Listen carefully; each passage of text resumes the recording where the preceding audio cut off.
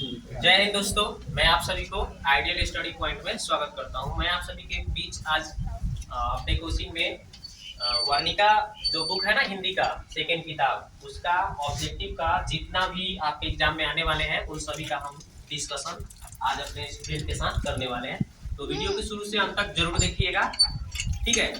तो चलिए स्टार्ट करते हैं। तो सबसे पहले चैप्टर का नाम है, पहला चैप्टर का क्या नाम है? दही वाली मांगमा। तो चलिए आप लोग सभी लोग तैयार है ना क्वेश्चन बताने के लिए? Yes sir. तो चलिए स्टार्ट करते हैं। तो पहला क्वेश्चन है, दही वाली मांगमा कहानी किसे संदेश देती है? चलिए जो भी बताना चाहेंगे हाथ उठाएंगे। तो चलिए बताइए, आप बताइए। तो बहुओं को। दही वाली मांगमा कहानी किसे संदेश देना चाहती है? तो बहुओं को। ठीक है, बैठिए, बहुत अच्छा। चलिए, मांगमा के परिवार में कुल कितने सदस्य थे? हाथ उठाएंगे इधर से। चार सदस्य थे। कितने? चार। चलिए, तो मांगमा के परिवार में कुल कितने सदस्य थे? तो चार सदस्य थे। अगला क्वेश्चन है, मांगमा की बहू का नाम क्या था? खड़ा बोलिए। नंजमा। नंजमा। क्या था जी? नंजमा। मांगमा के बहू का नाम नंजमा। चलिए अगला क्वेश्चन है, रंगपा कौन था? चलिए रंगपा कौन था, आप बताइए। रंगपा एक जुआरी था, ठीक है ना। रंगपा एक मांगमा के गांव का ही क्या था? एक जुआरी था। अच्छा अगला क्वेश्चन बताएंगे, नंजमा मांगमा की कौन थी? खड़ा बोलिए, खड़ा बोलिए। बहू थी। नंजमा जो थी मांगमा की कौन थी? बहू थी। अगला क्वेश्चन बताइए, दही वाली मांगमा मूलतः किस भाषा में लिखित है? मैंने दही वाली जो मांगमा है किस भाषा में लिखा गया है? बोलिए। कन्नड़ भाषा में। कौन भाषा में जी? कन्नड़ भाषा में दही वाली मांगमा चैप्टर लिखा गया है, ठीक है। कन्नड़ भाषा से लिया गया है। आगे बोलिए, दही वाली। अगला क्वेश्चन है, नहीं, सास बहू के बीच, सास बहू के बीच विवाद का कारण था। क्या कारण था? पोता। पोता। सास और बहू के बीच का विवाद का कारण क्या था जी? तो पोता था, है ना जी। बहू के द्वारा अपने बेटे को पीटना, ना जी। बहू क्या करती थी? अपने बेटे को पीट रही थी, है ना। पोता पोते को पीट रही थी, बहू अपने बेटे को पीट रही थी, यानी कि मांगमा की पोते को पीट रही थी। तो यही विवाद का कारण था। तो ऑप्शन इसमें दिया है, संपत्ति, व्यापार, बहू के द्वारा अपने बेटे को पीटना। तो यही होगा, बहू के द्वारा अपने बेटे को पीटना, यानी कि उसका पोता कारण, ना जी। अगला क्वेश्चन है, दही वाली मांगमा कहानी का मुख्य पात्र कौन है? कौन बताएंगे? चलिए ऑप्शन चाहिए। दही वाली मांगमा कहानी का मुख्य पात्र कौन है? लक्ष्मी, मांगमा, पार्वती, सीता। मांगमा। हाँ, मांगमा थी। कौन थी जी? मांगमा। अगला है, रंगपा था। रंगपा क्या था? चलिए ऑप्शन दे रहा हूँ, सभी लोग एक साथ बोलेंगे। शराबी, जुआरी, रसोईया, शिक्षक। जुआरी। हाँ, जुआरी था। दही वाली मांगमा कहानी के कहानीकार कौन है? ऑप्शन सुनिएगा, सातपुरी होता, सुजाता, श्रीनिवास, प्रेमचंद्र। श्रीनिवास। श्रीनिवास, हाँ, बहुत अच्छा जवाब है। मांगमा क्या बेचती थी? ये तो सब लोग को पता है। ऑप्शन सुनिए, दूध, दही, मक्खन, घी। दही। मांगमा क्या बेचती थी? दही बेचती थी। अगला क्वेश्चन बताइए, मांगमा प्रतिनिधित्व करती है। ऑप्शन सुनिएगा, एक नागरीय महिला की, एक ग्रामीण महिला की, एक संभ्रांत महिला की, इनमें से कोई नहीं। एक ग्रामीण महिला की। कौन जी? गांव के रहने वाली महिला थी, उसी के बारे में दर्शाती है। बहू की दासा है, मगरमच्छ सी, मछली सी, कोयल सी, इनमें से कोई नहीं। मगरमच्छ सी। बहू की कैसी दासा थी? मगरमच्छ की तरह, ना जी। अगला क्वेश्चन है, मांगमा क्या काम करती थी?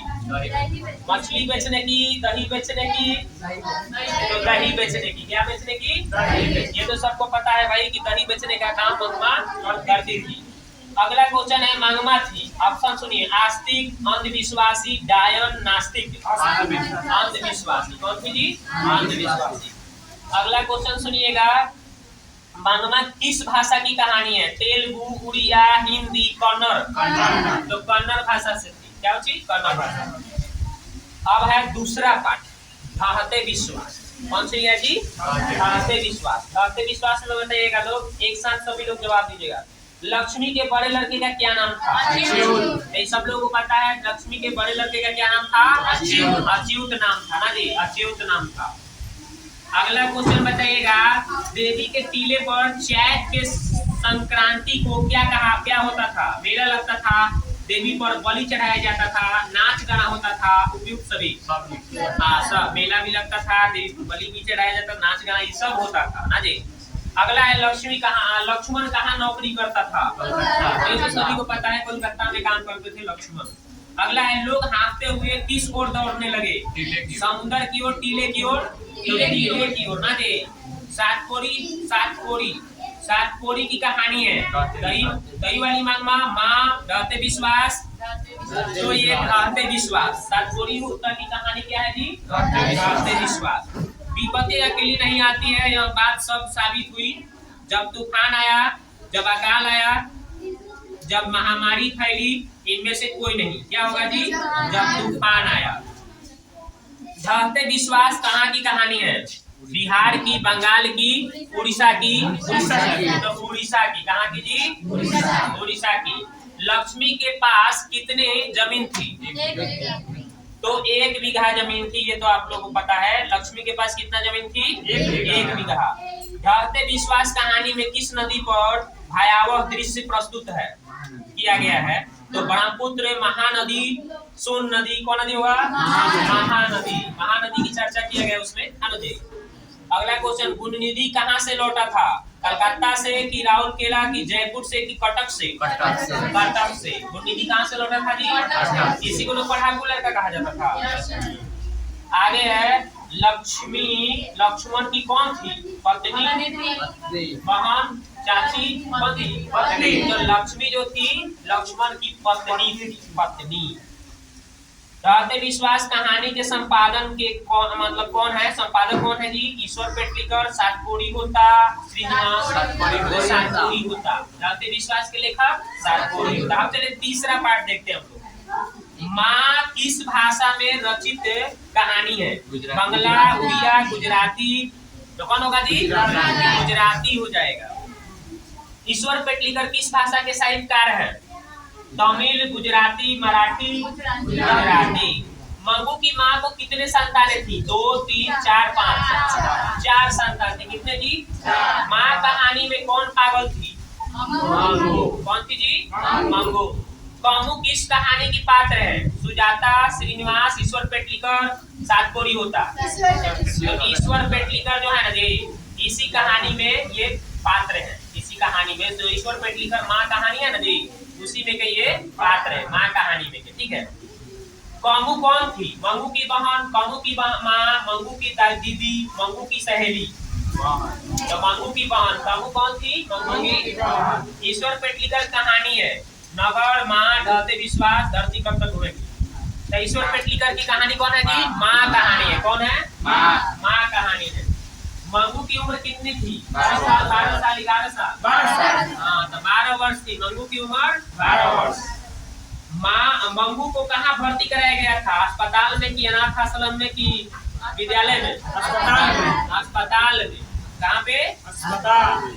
अस्पताल में।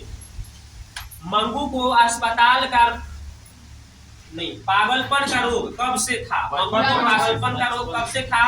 तो जन्मजात से कि 6 महीना से कि 10 वर्ष से? जन्मजात से। कब से था? अगला क्वेश्चन है, कौन सा महीना माँ के लिए आराध्य देव बन गया था? अगहन का महीना। कौन सा महीना? अगहन का महीना। अब चलो, अब हम लोग चौथा चैप्टर में चलते हैं। नगर। कौन सा चैप्टर जी? नगर कहानी। चौथा चैप्टर का नाम है, जिसके लेखक कौन है जी? सुजाता। चलिए, सुजाता का वास्तविक नाम क्या है? के रंगराजन, एस रंगराजन? एस रंगराजन पढ़े हैं आप लोग। पार्वती को शहर क्यों लाया गया था? पढ़ने के लिए कि सिनेमा दिखाने के लिए कि इलाज के लिए? इलाज के लिए। मदुरै किसकी राजधानी है? चोल की कि पांडे की कि हुन की कि मुगल की? पांडे की।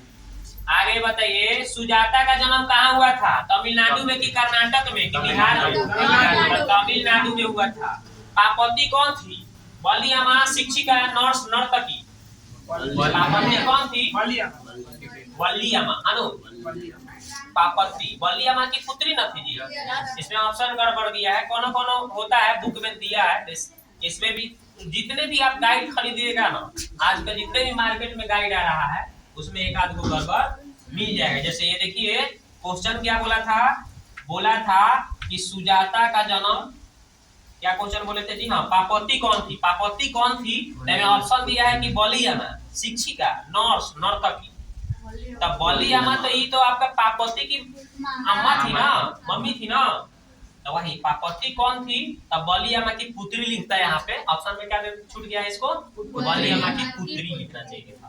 आगे सुनिए, बड़े डॉक्टर साहब ने पापौती के संदर्भ में क्या आदेश दिया था? अस्पताल से छुट्टी के, अस्पताल में भर्ती करने के लिए, राशि जमा करने के लिए, इनमें से कोई नहीं। अस्पताल में भर्ती करने के लिए बड़े डॉक्टर साहब ने आदेश दिया था ना जी। पापौती को किस रोग से ग्रसित थी? पापौती कौन सा रोग से ग्रसित थी? Malaria, meningitis, cancer, dengue. Meningitis बुखार का एक नाम है, वही मेनिंजाइटिस रोग से वो पीड़ित थी। अगला क्वेश्चन है, पहले दिन पापौती को क्या था? सिर दर्द, जुकाम, बुखार था। पहले दिन क्या था? सुजाता का जन्म कब हुआ था? 1936, 1935, 1937, 1938। 1935 में सुजाता का जन्म हुआ था। अब चलिए लास्ट चैप्टर है, धरती कब तक घूमेगी।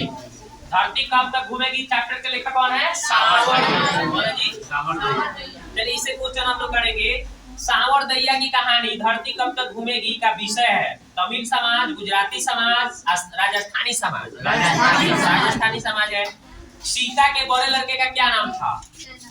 ऑप्शन सुनिए, कैलाश, शंकर, शालिग्राम। तो क्या हो जाएगा इसका? कैलाश। अगला है, सीता घर छोड़कर क्यों चली गई? भोजन नहीं मिलने के कारण 50-50 रुपए की बात सुन, 50-50 रुपए देने की बात सुनकर, घर अच्छा नहीं होने के कारण, इनमें से कोई नहीं। 50-50 रुपए देने की बात जब ये कहा लोग, उनके लड़के लोग, यही बात सुनकर क्या कर दी? कि भाई जब हमको पैसे पर ही काम करना है तो मैं कहीं भी काम कर लूंगी, अपने ही घर में क्यों पैसे पर काम करूंगी। आगे है, सीता को कितने पुत्र थे? 2, 3, 4, 5। तो 3 थे, 3 को पुत्र थे ना जी। सावरदैया किस भाषा के कहानीकार है? गुजराती की, मराठी की, राजस्थानी? राजस्थानी। धरती कब तक घूमेगी की नायिका कौन है? ऑप्शन सुनिए, पापौती, सीता, मंगमा, बलियामा। सीता है। कौन है जी? सीता है। धरती कब तक घूमेगी किस भाषा की रचना है? उड़िया, राजस्थानी, राजस्थानी ना जी। सीता के बेटे ने सीता को कितने रुपए माह खर्च देने का निर्णय किया था? 50-50 रुपए। तो हमने पूरा वर्णिका का क्वेश्चन हमने कर लिया, पूरा 5 चैप्टर का पूरा क्वेश्चन हमने आपको कर दिया। और ये सब अगर सुनते हैं तो आपको बहुत बेनिफिट होने वाला है, एक सब एग्जाम में आने वाला है। ठीक है।